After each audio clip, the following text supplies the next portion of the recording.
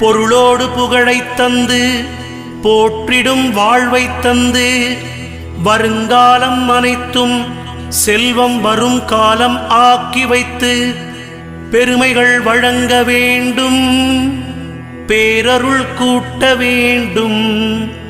அருள்மிகு குருவே உன்னை அடிபணிந்து வணங்குகின்றேன். வருடம் ஓர் ராசி வீதம் வட்டமாய் சுழன்று வந்தே தருகிற பலனை நாங்கள் தங்கமாய் ஏற்றுக்கொள்வோம். வருகிற நாட்களெல்லாம் வசந்தமாய் மாறுதற்கே அருள் தரும் உனது பார்வை அனுதினம் எமக்கு வேண்டும்.